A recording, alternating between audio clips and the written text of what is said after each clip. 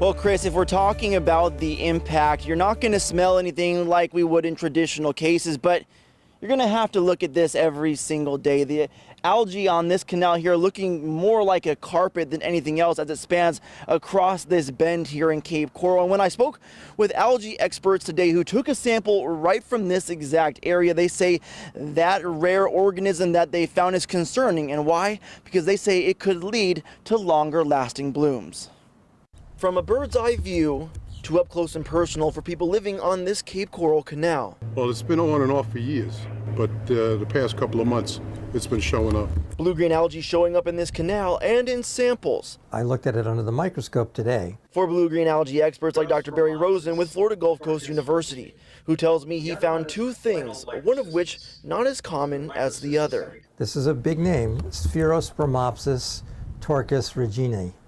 The other one is plain old microcystis. The concern for Dr. Rosen, he tells me, is the first organism with the long name is rare, and he says has the ability to pull nitrogen out of the air and turn it into proteins for the algae. And when it breaks down, it can feed the other bacteria, helping the algae around it continue to grow inside the Cape Coral canals. It's in a form that can be used by bacteria and other cyanobacteria. We can't do that, and most organisms on Earth can't do that. A health concern for people like Daryl Dunbar. Physical impact on it, on our bodies or on our neighbors here. Dr. Rosen says the blooms are toxic for pets and aren't easy to remove. Even if you somehow try to clean it, you're going to create a very big mess that could allow the next organism to come in. As for treating the source of the problem, Dr. Rosen says it's not coming from Lake Okeechobee. This is a local organism feeding off the nutrients that are either washing in from the banks of the canal system,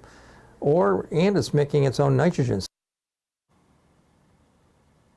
And speaking with Dr. Rosen earlier today, I also brought up the fact of what you've heard Katie Walls talking about all night long, and that's that heat advisory that we've been under. And I asked, does heat have anything to do with not only this rare organism, but just algae blooms in general? And he said, unfortunately, yes. He says these type of algae, they love the heat. So that's not making it any better. But what you can do to make things better is, we talked about it before, as you see all of these homes that line this canal, it's not allowing any sort of lawn fertilizers to be able to flow off your lawn and into the water, because I'm told all that does is fuel these algae blooms. So anything that we can do to limit their exposure, limit their growth, Dr. Rosen says that's all good things to continue to do. And of course, this is an issue that we haven't seen go away yet, and we're going to continue to push for answers. So be sure to check back with Fox 4 for the latest developments. But for now, live in Cape Coral, Colton Chavez, Fox 4.